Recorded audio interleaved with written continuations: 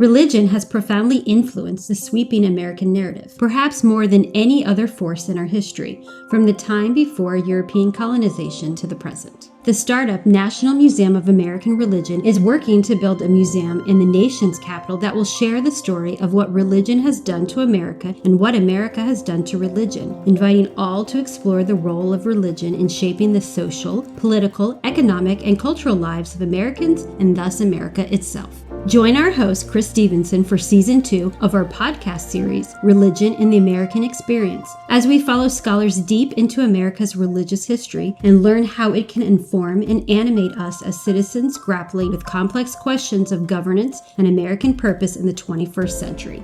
Episodes will be released every Monday on Apple Podcast and Spotify. Register for notifications on our website, www.storyofamericanreligion.org, under the Sign Up tab. Food sustains physical life, and as such, it is of critical importance to each of us. Some in the country have an abundance. Hunger or food insecurity gnaws at others. In which group we find ourselves determines much of our current existence. What we eat also touches on other aspects of our lives besides need: celebrations, emotional comfort, health, family traditions, and connections or breaking bread with others. For the purposes of this podcast series, we are interested in uncovering and understanding the connections between religion and food in the United States. What are they? What do they mean? And how significant are they? To do a deep dive into just one aspect of this fascinating and meaningful subject, we have as our guest Derek Hicks, Associate Professor of Religion and Culture at Wake Forest University's Divinity School. Hicks teaches and researches broadly in the areas of African American religion, religion in North America, race, the body, religion and foodways, theory and method in the study of religion, Black and Womanist theologies, and cultural studies. Dr. Hicks is the author of the book Reclaiming Spirit in the Black Faith Tradition and is currently working on a second monograph entitled Feeding Flesh and Spirit, Religion, Food, and the Saga of Race in Black America. He also contributed chapters for the book Blacks and Whites in Christian America, How Racial Discrimination Shapes Religious Convictions.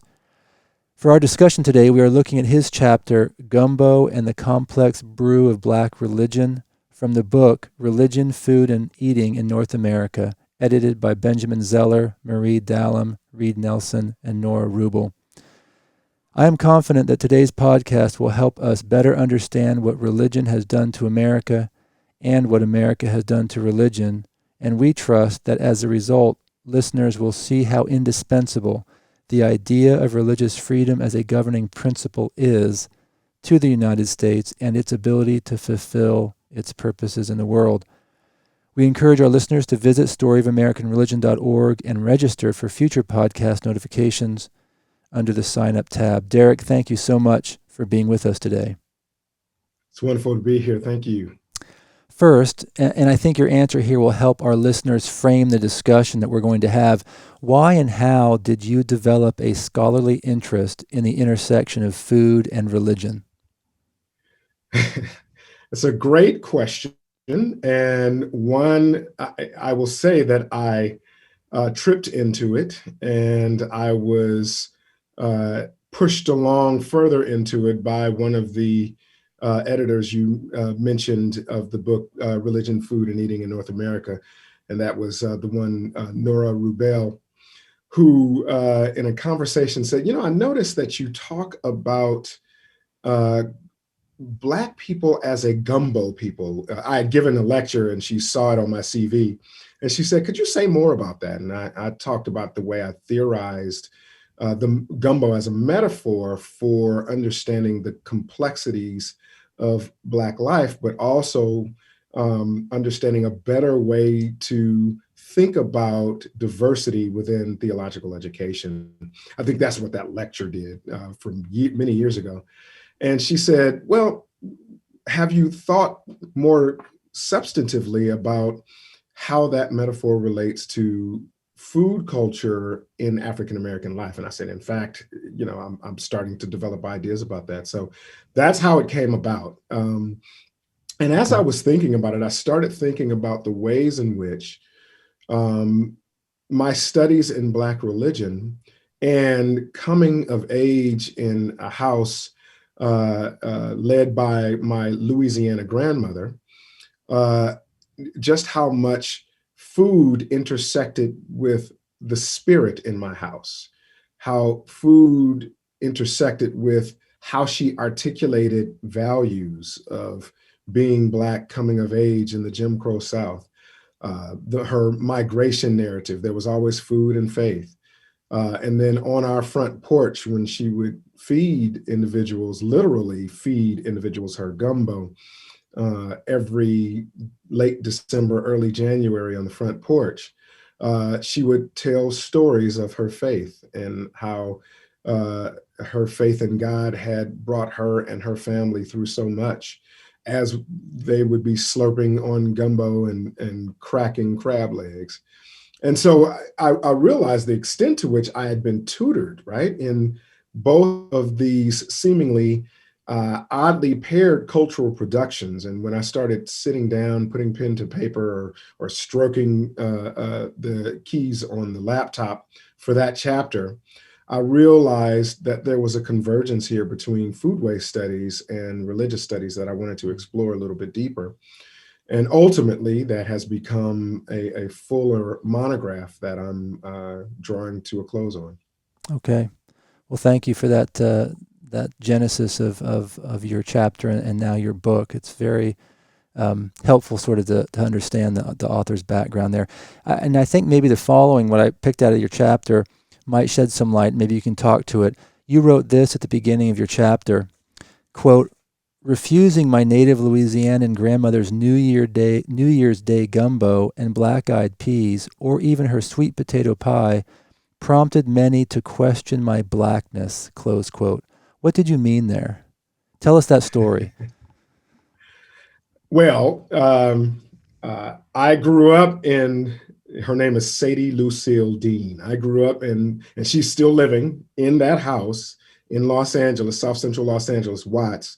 And she's 92 years old and still Wow. fusses at me on the phone. I grew up in a house where Sadie cooked, and anybody who knows a Southern grandmother, Black grandmother's cooking, knows that when they cook, they go all in. But I didn't grow up liking a lot of the things that I like now. So I did not have a taste for black eyed peas or greens for that matter, collards or mustards or turnips.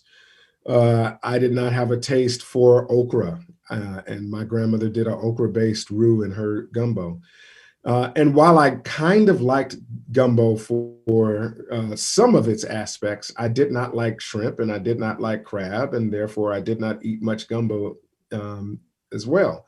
So it's kind of ironic, right, that I would end up kind of not only deeply engaging food, but I would have my own, cultivate my own love for sharing it and cooking it. Now, to the point about my blackness being questioned, culturally within the African American tradition, if we do this thing called what we would call it checking your black card. If I were to say who makes the best sweet potato pie in your family, and you respond to me and say I don't even like sweet potato pie, you know, that makes a lot of Black people gasp and swoon. How could you not like sweet potato pie? Because all Black folks supposed to like sweet potato pie. And I grew up not liking it, nor do I like it now. So somebody out there listening to this is pulling my black card.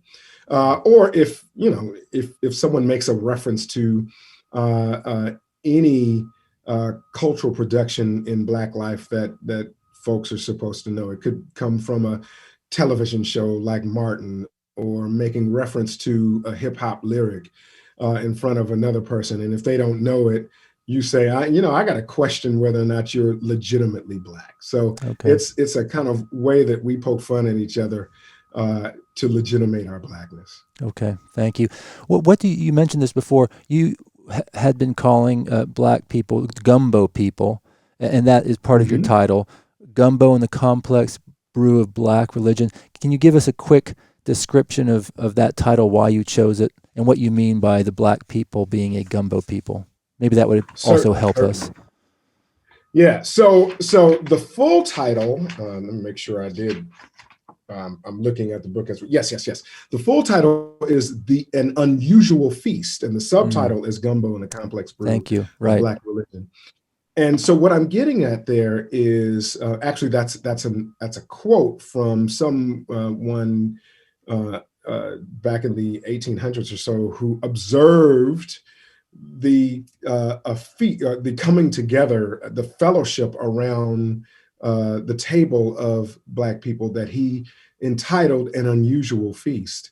And for him, it was different. It was something. It was complex. It was vibrant. It was othered. It was foreign to him in his observance. And when I think about gumbo at its best, that is what it is. It is complex. It is introducing different elements that coalesce in this soup, but not quite soup, stew, but not quite stew-like dish, where you can pick out each of those elements individually, and yet they commingle in one pot of something that when you taste it, you know distinctively it is gumbo, and yet when you taste each element, you can pick that out as well. And so, and when we think about the construction of gumbo, we think about the vegetables, the meats, and then this thing called the roux, where you have to mix it, and the roux becomes almost the soul of the pot of gumbo as you create it. And so when I think about the complex construction of gumbo and think about the beauty of it as all of these vibrant elements that come together, my grandmother would tell stories of her grandmother on the plantation, where gumbo consisted of whatever anyone from around a square mile or around or someone on the different families on the plantation would have and bring together, and one person would put it all in the pot and would cook it up and brew it for the entire community.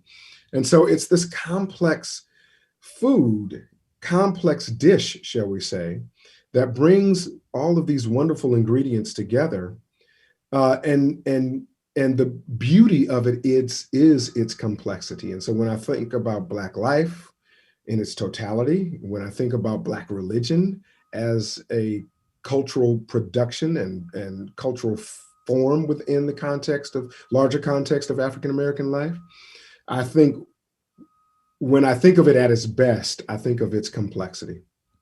Okay. All right. Fair enough. Moving on here. In the section about the social and cultural structures of eating and preparing foods within the Black community, you write that, quote, the uniqueness of the convergence of eating and religion in the process of forging community and forming collective identity in African American life gives rise to a distinct cuisine and religiosity, both aimed at mending a wounded community, close quote. Would you elaborate a bit on that, Derek? Sure. And that quote becomes really the stuff of the book that I'm writing now. What I'm saying there is, on some level, when I think about the construction of the Black faith tradition, I think about it within the context of enslavement, and how what we find in that space and that experience are what I call origins of improvisation that we find within the context of the kind of blossoming of the Black faith tradition, as folks were trying to make ways out of no way, as we call it, or trying to make sense of their absurd living conditions as folks who were in bondage. What I've realized is on a similar level, African Americans were constructing a cuisine that they themselves could utilize for their own sustenance and nourishment there on plantations. And so in the first chapter of the book, for example, I call it The Bible and the Pig Head, Origins of Improvisation in the Construction of Black Religion and Black Food. What I'm saying is, instead of thinking about Black people as just making do with the scraps that they would receive, either it being an interpretation of the Bible that said that you were endowed by God to be enslaved, or whether they received the less choice cuts of the pig. They did more than make do. And I have to give credit to one of my dear colleagues, friends, and mentors, Psyche Williams Forson, who really changed my thinking around this idea of making do and recasting this idea in terms of brilliance of improvisation within the Black faith and Black culinary traditions.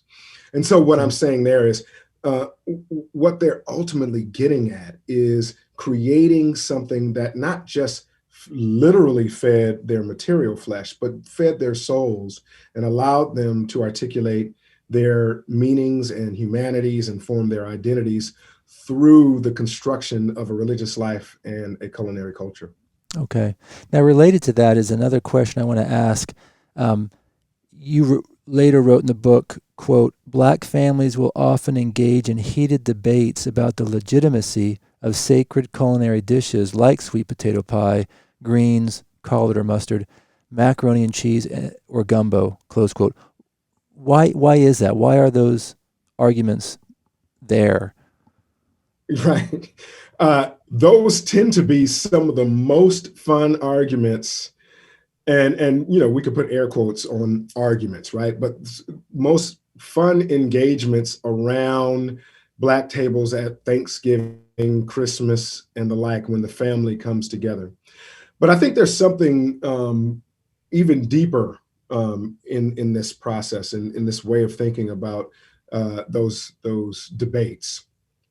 In the second chapter of the book, I call it, I talk about the ways in which African Americans have performed their customs of religion and culinary cultures. And I make the argument that they're performing them with the express purpose of making the wounded flesh whole, right? So they're responding to the absurd, they're dealing with the struggles of degradation, and through food and through religion, they're able to make themselves whole. But part of that process is the performance of these traditions, whether that performance is the performance that they drew from or learned in the South and carried with them to the West or to the North, where they would have to re-perform those things in these new, what some would consider Canaan lands of migration. And those migration dynamics bring with them these debates over legitimacy in terms of the way folks worship and the way folks cook. And so when you take someone out of, in the case of my family, you take my grandmother who, for the first 20 or so years of her life, lived in the deep South of Louisiana and had to, as a young child, help her grandmother, who was a domestic, cleaning the homes of white people in their small town of Colfax, Louisiana. My grandmother, after school, would have to go help her grandmother clean these homes, and she had to honor the protocols and customs of the South in that day, which meant that she had to enter and exit the back doors and take her and make meals in the back porches of the homes that they would serve. And so my grandmother was kind of groomed and conditioned in the South. And so when she would leave that space and go to her own home, there was a way of doing things. There was a way of thinking about things. And faith and food were always there to help mitigate the struggles that they would have to endure by way of discrimination and racism on the other side of the railroad tracks. And so as she grew and she migrated to the West, she carried with her those ways of doing, those traditions.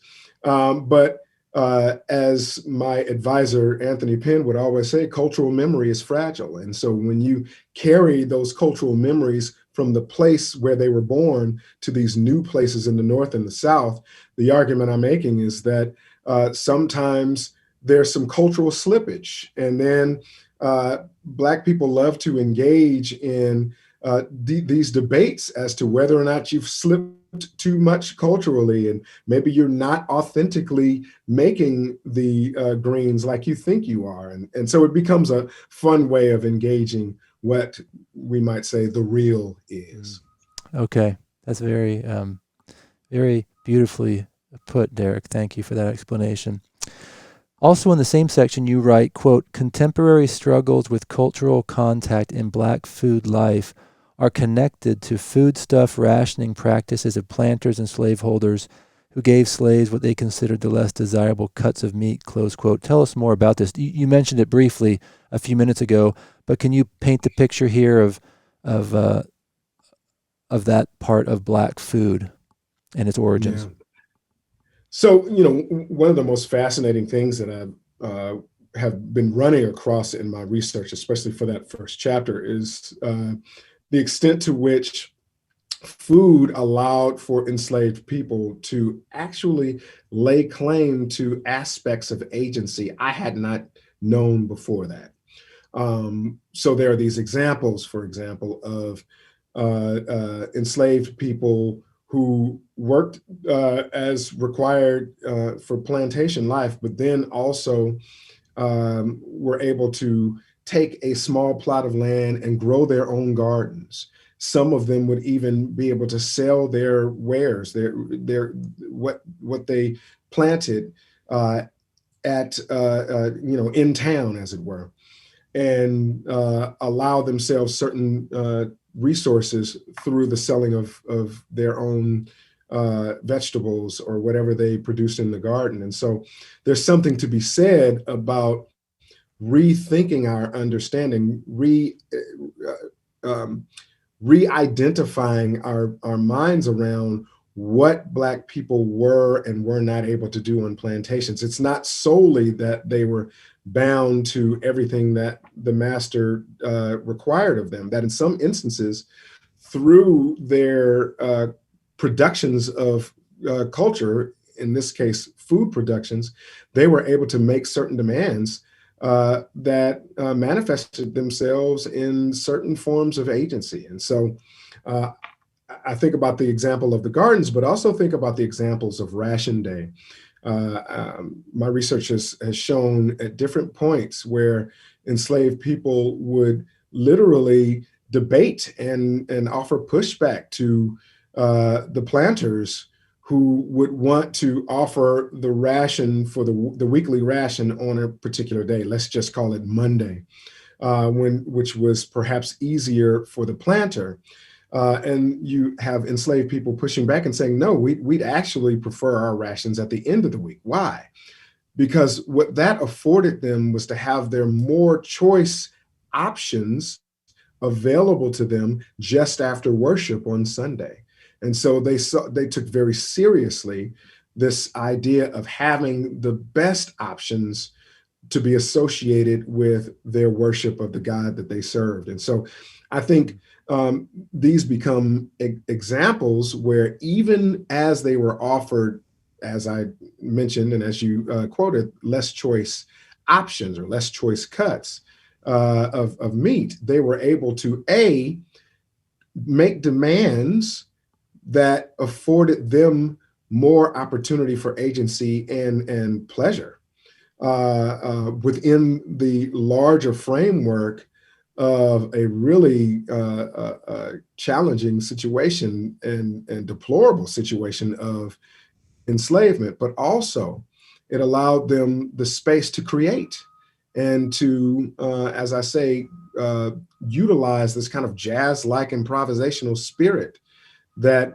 created not only a cuisine, but in the midst of that created a religious culture where they could, as Toni Morrison so eloquently writes through the character, the religious character, Baby Sucks Holy, they created a space where they could love their flesh and love it hard. And so I think that aspect of the construction of religion and food or culinary culture in Black life is one that needs to be foregrounded even more. Right. So is it fair to say that that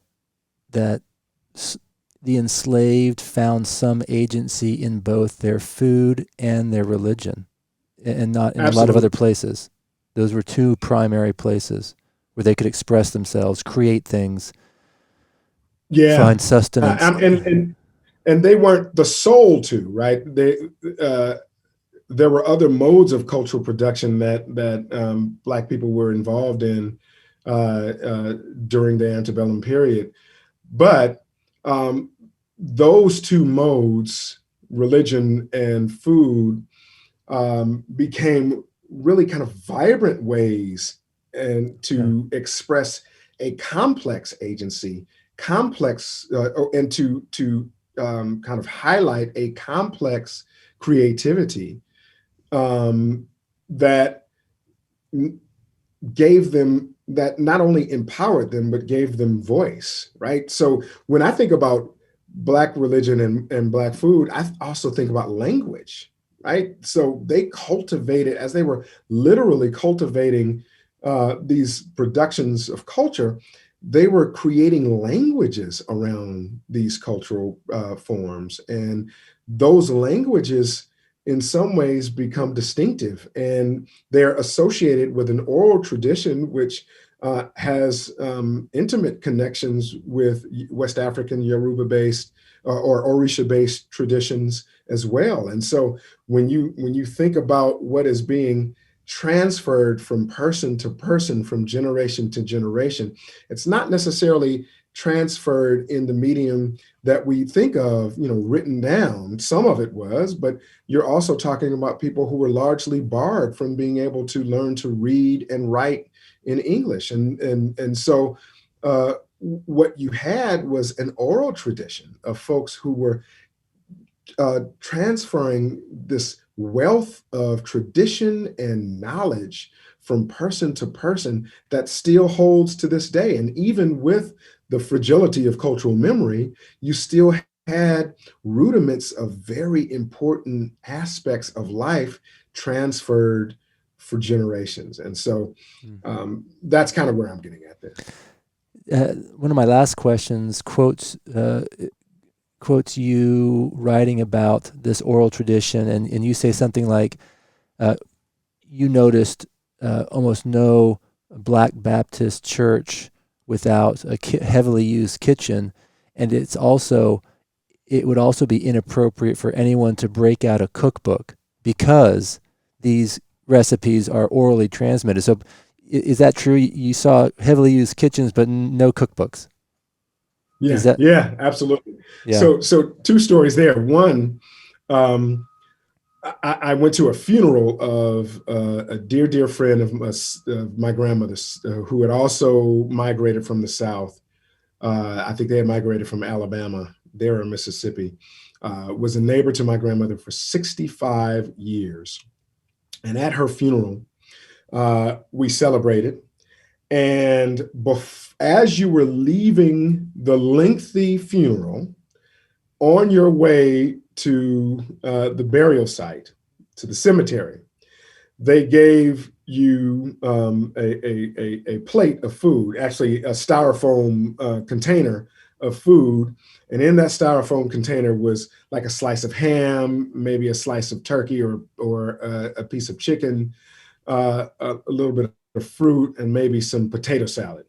Now, I was there with someone else who wasn't used to this practice and said, "Oh, this is how they're feeding us." I said, No. This is just the get you by food. The repast will be when we come back to this place. And she was like, "Really?" I said, "Oh, yeah. So when we came back, it was an entire spread, right?"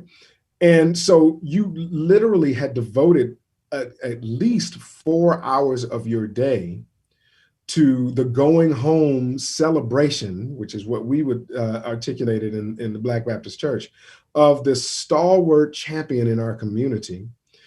And part of that was not just saying goodbye and weeping, but also celebrating life, celebrating what God had done in and through that life, and then eating both on your way to bury the flesh and or the mortal flesh, as we would call it, and feasting when you came back. And so there's a really important element that links worship, that links religious ideology, that links religious expression in the Black faith tradition to the consumption of food in the Black faith tradition.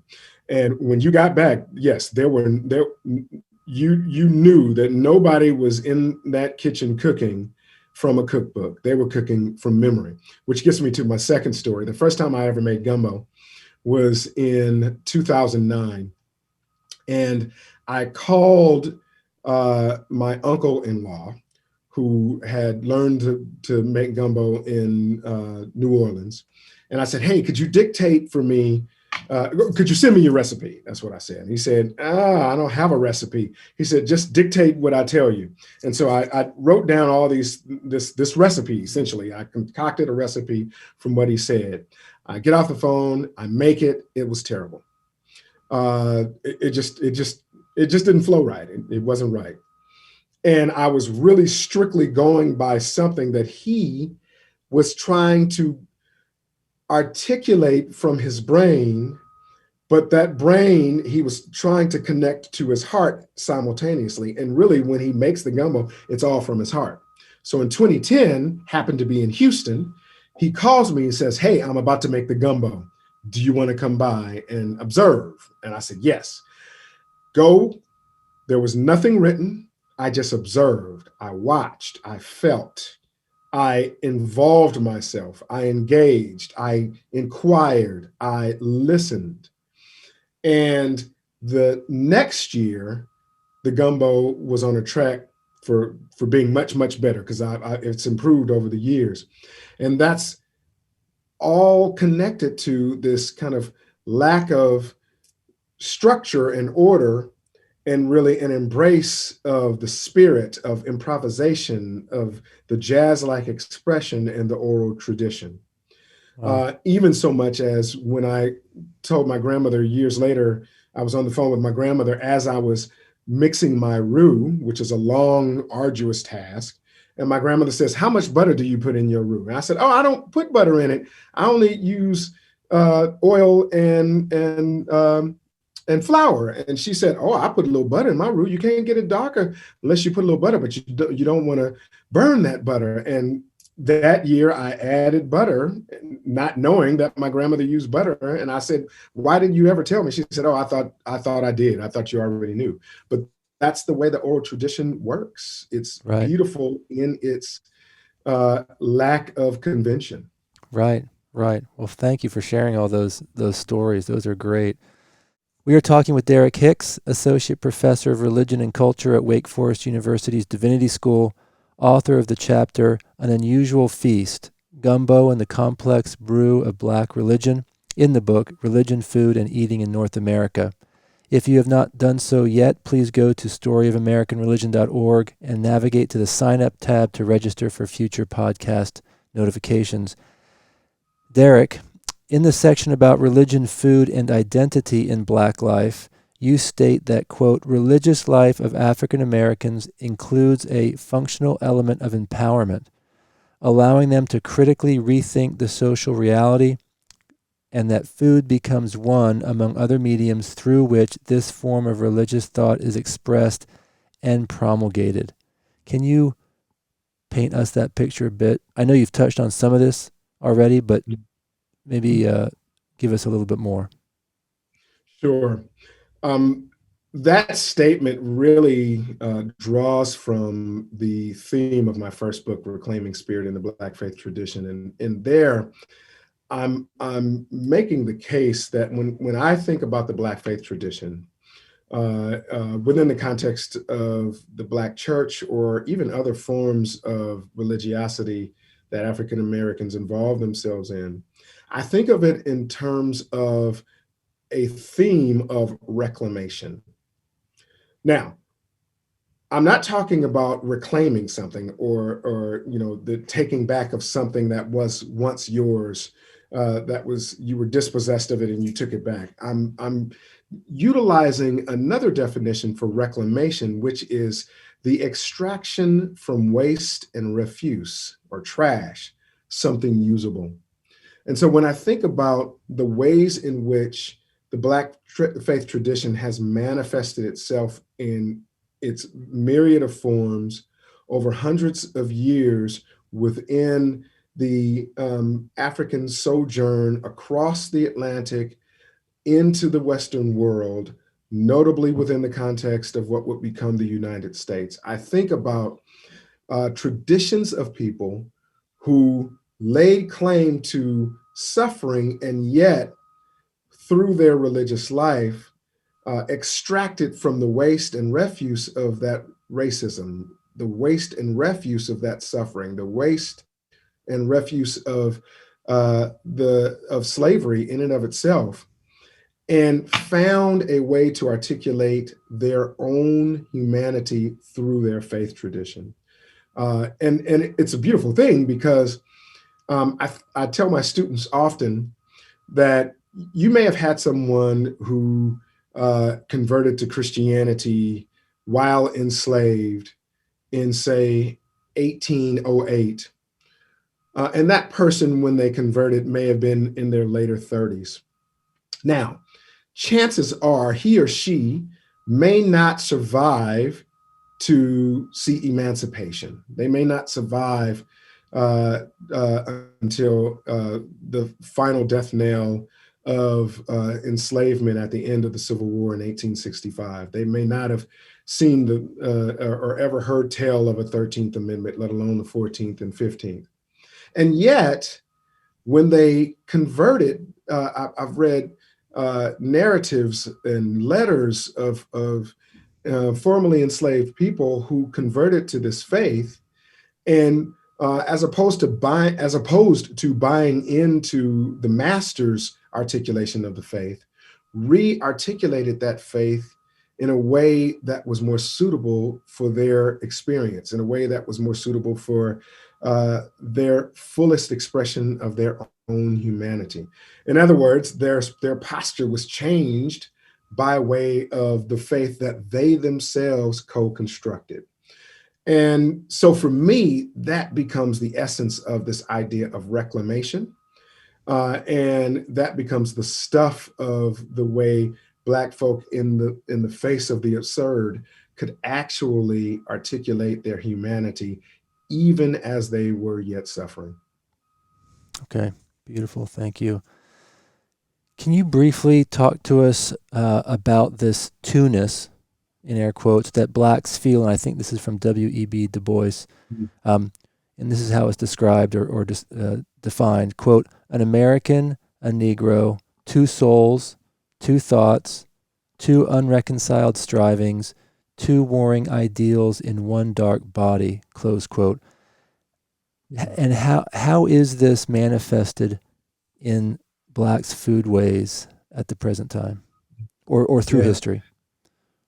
Yeah. Connect those two things.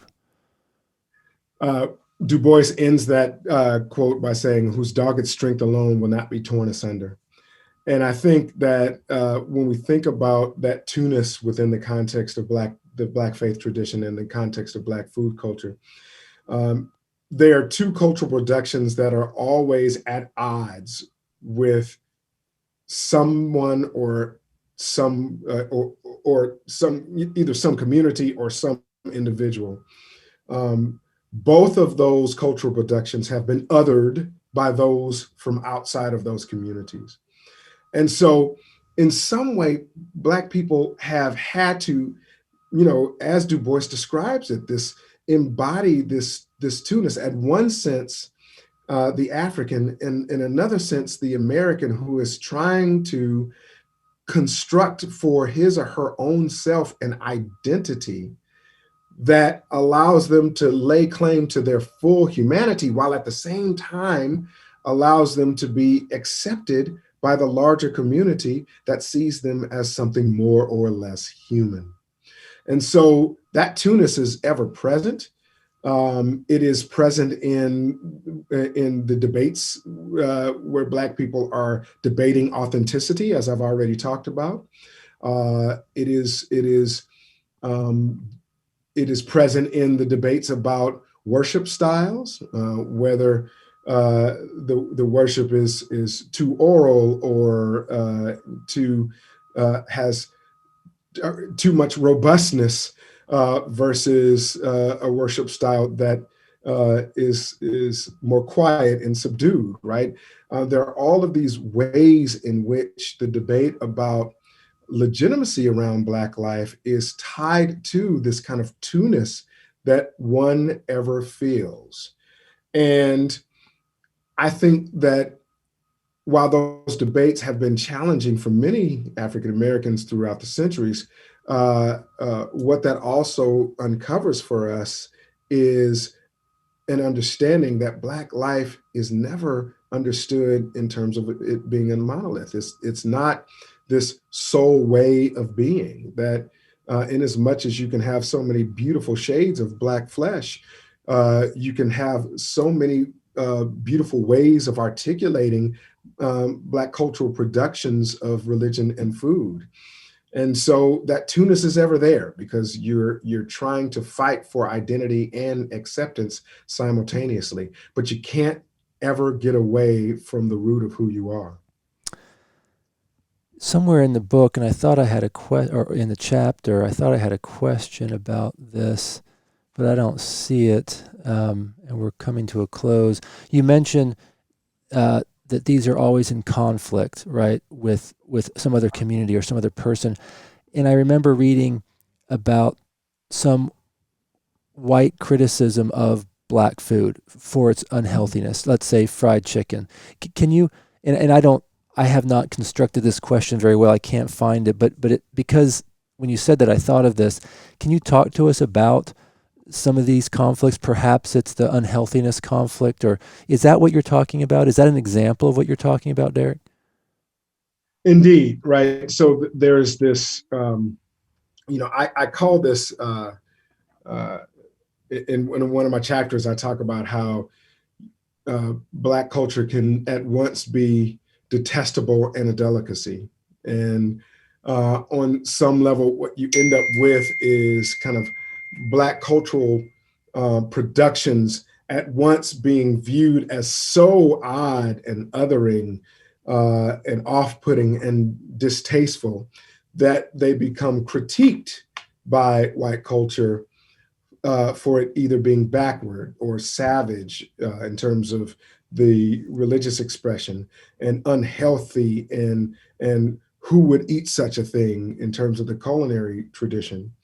And then I think about an experience of going to a wine bar, which was pretty close to the campus of Rice University when I was a graduate student there.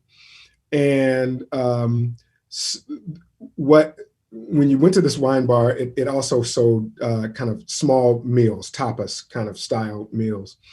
And one of the most popular things that people ordered was a soul food dish. And I can't remember if it was like ham hocks or oxtails. I think it was oxtails. And I marveled at the fact that I could be in this wine bar at any given night, and a table full of white folks would be eating these oxtails, and the way they presented them on the plate was like a delicacy, and it was almost like their posture to eating these oxtails was as though it was a delicacy, and yet that same dish, that same food by someone throughout the centuries was also considered detestable, and questioned Black folks in terms of why they would even eat it. And so I think, again, you have this duality within the culture that Black folks have had to take on and deal with on a daily basis. And it's, what's most interesting about this is it's an experience that is germane, or at the very least unique to African American life. No one else is questioning their Americanness, other than, in the same way that African Americans are, that Black people do. And it's not that we are questioning ourselves, but we are ever trying to position ourselves as full humans and position ourselves for safety. And sometimes that requires this dealing with the reality that in one instance we are considered savage and detestable, and in another instance what we produce may very well be considered a delicacy. Wow, good stuff to think about. Let's move on here. You open the section entitled Gumbo and African American Cultural Expression by writing, quote, Gumbo's complexity embodies what foodways studies reveals about the multi-layered expressions of Black cultural life, close quote. Can you paint this picture for us? So we're now going to get into more of the gumbo parts, right? Yeah. So like I said, so gumbo is made of these distinctive parts. Like you've got the base, so you've got the holy trinity, as they call it, of the vegetables, which is the celery, the onion, and the bell pepper. And they really call it that, the Holy Trinity. It's a holy trinity of vegetables, okay. Yes. And then you've got your stock, which some folks make fresh. I make my own stock. I usually take the carcass of the Thanksgiving turkey, clean it out, clean off the meat on Thanksgiving Day, bag it, freeze it until I'm ready to use it. And then I make a stock from that as the base of my gumbo. And so I start that the day before I even start making the gumbo. And you've got the other ingredients that you're going to put in your gumbo. I do a chicken and andouille sausage gumbo. I like to get my sausage from A-Bears in Houston or out of a place called Brew, Louisiana. And sometimes I'll add shrimp, but that's as far as I go. And others will add crawfish. They will add crab. They might add oysters. So many things can go into it. But none of that is gumbo unless you've got the roux, R-O-U-X, the roux, which you have to painstakingly make. It's oil, it's butter, it's flour, and it is stirred over a period of anywhere from 25 to 45 minutes to get just right. And that becomes the kind of thickening agent of the gumbo that makes it distinctive from other big pot dishes like soups or stews. And so that complexity is a lot of work, and a lot of love goes into it, and a lot of pride goes into it. But that complexity is beautiful because of all of the diversity that is in that pot. And when I think about any idea of diversity and equity beyond diversity, I think about gumbo often because, again, we can pick out the distinct elements of it. Like chicken tastes like chicken, sausage tastes like sausage, shrimp tastes like shrimp, and yet when they coalesce in this pot, the whole thing tastes like one unit of flavor, which is gumbo. And so I think there's just a beauty to that odd pairing and complexity. Okay. Now, this I think is very related to what you just said. You write that gumbo is, quote, a brew of flavors, not a melting pot of blended flavors, which captures what you just said, right? Okay. Yes. Okay. Yes. My students, if any of them listen to this, they are laughing right now because they know what I'm about to say. That we hear a lot of people who, good-natured folks who consider the best of the United States as being that of a melting pot. But when we think about the melting pot, and I'm dating myself, but there was this Schoolhouse Rock episode. I don't know if you remember Schoolhouse Rock. Absolutely. Yeah, I wouldn't know the preamble were it not for Schoolhouse Rock. But there was one element that talked about the beauty of this melting pot. And what you saw were people, Black, white, Asian, Latinx, all walking off this ramp into this pot. I remember this. And one person stirring the pot, and they all melt into one element, one color, one culture. And that gets touted as the beauty of the United States. And I actually reject that idea because that idea gives way to ideas where people can be well-meaning when they say it, but they will say stuff like, I don't see color. And you actually do. And not only do you see it, but many people recoil when they see certain colors of folks. And so why not try to imagine ourselves as all one, and rather imagine the beauty of this country as being inextricably tied to its complexity. And so instead of the melting pot, I like to think of the gumbo pot, which I just described as all of these flavors coalescing.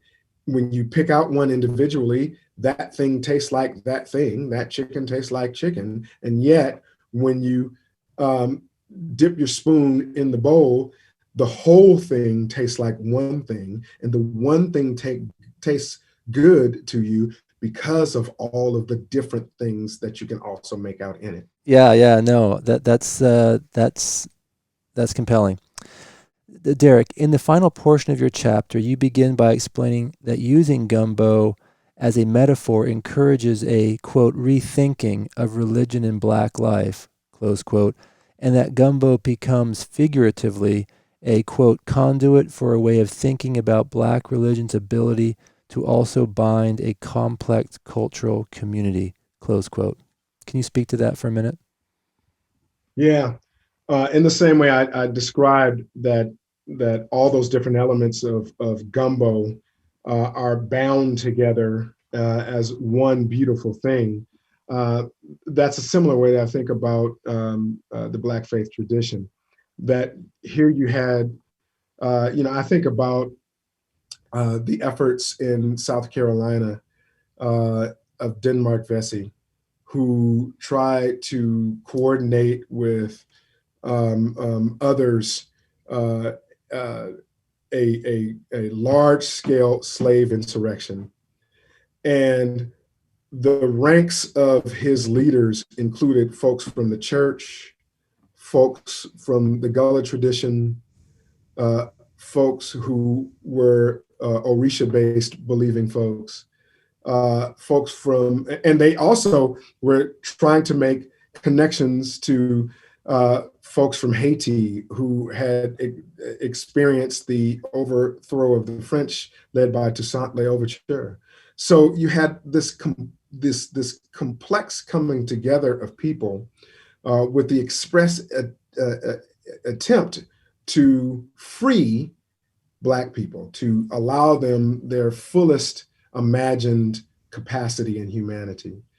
And so when I think about what is happening within this tradition, it's always been this complex form of religious expressions that come together in this wonderful yet sometimes odd way. I quote a historian of religion, Gayrod Wilmore, who said, Christianity amongst Black folks has always been more or less Christian. And I think within that context, we see the ways in which the more or less becomes a way to articulate a vibrancy and a robustness that comes through the commingling of differences and the complexity of different individuals and subjects trying to create for themselves a life. I'm over my shoulder right here is a painting original painting that was commissioned by a wonderful artist named Omari Booker. And it is of Fannie Lou Hamer. And Fannie Lou was connected to the church, connected to the freedom struggle, and connected to food. And she was connected to all three intimately and without reservation. And later in Fannie's one of the post-civil rights phase, or coming out of the civil rights phase into the next phase of her freedom fighting life, Fannie started a co-op, a food co-op, a massive food co-op in the Mississippi Delta, and a pig bank. And she was able to do it through her innovation and sheer dogged strength and brilliance, all of them coming together in order to create opportunities for Black people and poor people in general in the Mississippi Delta to thrive. And she was able to do it through a network of farmers, ministers, church groups, and politicians and other leaders. And I think that's kind of the nature of what I'm trying to get at, that what Black folk have always been able to do is cultivate an innovative spirit that saw opportunity on the other side of their sufferings. Thank you. You mentioned Fannie Lou Hamer. We are doing a podcast episode about her, and it will be published in a couple weeks. I'll make sure you know about it. Second to last question, and this you may not need to address since I think you did a little bit there, but maybe you want to speak to it a little bit more. You write at the end of the chapter this, quote, "Gumbo is not simply a dish, but a unique experience. By the same token, some scholars argue that Black folks do not simply attend church. They engage in a complex expression of faith all their own," close quote. This seems important. It seems to have a lot of stuff packed in there. Is there anything you want to say, elaborate on a little bit here at the end about that? Yeah, it is an experience in and of itself, and it is a complex experience that it could be nuanced from worship house or house of worship to house of worship. But that question makes me think of a experience that I had with a few friends recently, and we were joking, and I said, you're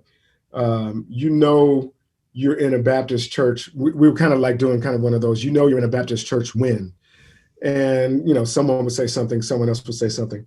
And I said, I didn't say anything. I just started singing. I said, well, I know the Lord, he heard my cry. And every person there knew what to say next and what to sing next. And I'm not going to go further into it.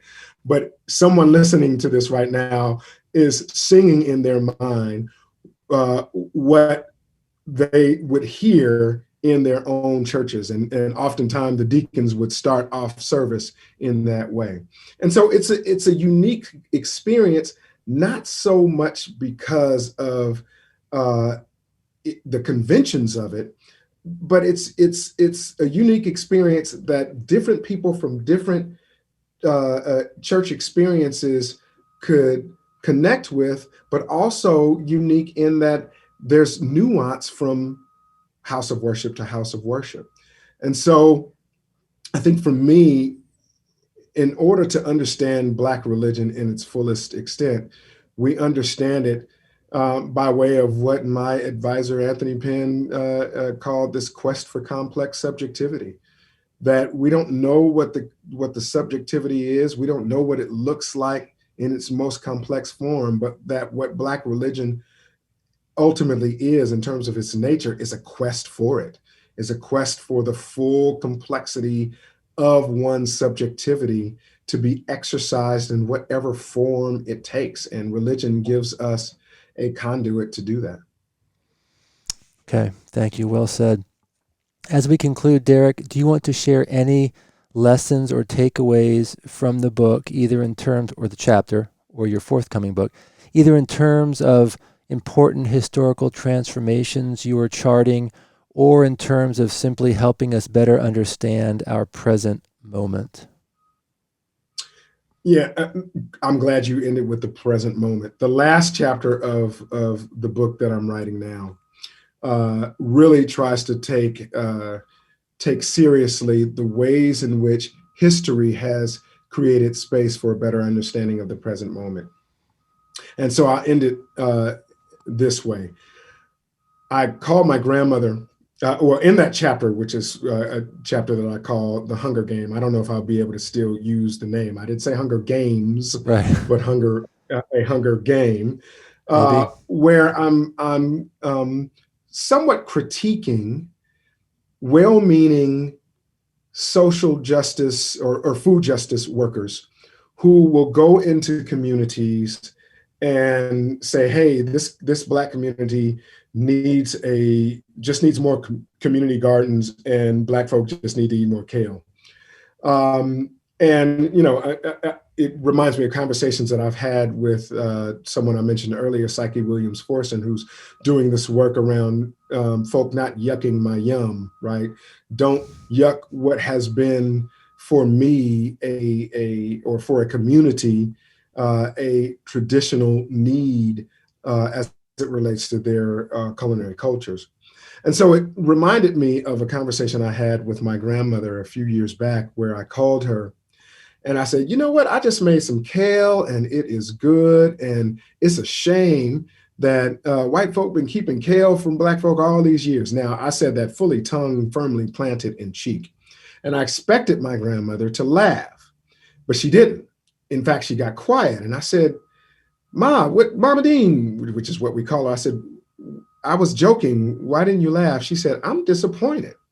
I said, well, why are you disappointed? She said, well, you've been eating kale all your life. I said, no, I haven't. She said, yes, I used to grow kale in the backyard. I said, no, you didn't. You see, you now in your 80s and now you getting it all wrong. In the backyard, you grew mustards and you grew collards, and the woman on the other side of the fence grew turnips, and you all would swap. And that's what your backyard included. And she said, see, now you're showing what you don't know. She said, because between my collards and my mustard greens, I grew a little patch of kale. Because for us back then, kale wasn't this, people weren't making a big deal out of kale. Kale for me was a supplemental green. It's what I would use to augment taste, or something I would use to make fuller whatever greens I was making. So she said, sorry to tell you, but you need to know your history better, because you've been eating kale all your life. And that got me to thinking, if I didn't know my own history, what else don't others know? And so what I'm hoping to do with this book is shed at least a little bit of light that foregrounds these traditions that are culinary and religious all at the same time, that are carried from the antebellum period all the way through contemporary times, that do a very serious work in and through the Black community, or Black communities writ large, but ultimately always come back to traditional forms and complex expressions of one's humanity. Thank you, Derek, for that last word. We have been talking with Derek Hicks, Associate Professor of Religion and Culture at Wake Forest University's Divinity School, author of the chapter An Unusual Feast, Gumbo and the Complex Brew of Black Religion, in the book Religion, Food, and Eating in North America. Here at the conclusion of this episode, we trust that listeners understand more about what religion has done to America and what America has done to religion, and have a deeper appreciation of religious freedom as a governing principle in the United States, seeing to its protection as an indispensable part of the fragile American experiment in self-government. I would like to remind our listeners to go to storyofamericanreligion.org and navigate to the Sign Up tab to register for future podcast notifications. Derek, thank you so very much for being with us and for doing the really hard work of writing a book that helps us all understand America better. It's been super enlightening, and I hope you've enjoyed the time with us as well. Chris, it's been wonderful. It's been an honor to be here. Thank you so much. The podcast series, Religion in the American Experience, is a project of the National Museum of American Religion. Episodes are released each Monday on Apple Podcast and Spotify. Register for notifications on our website, www.storyofamericanreligion.org, under the Sign Up tab.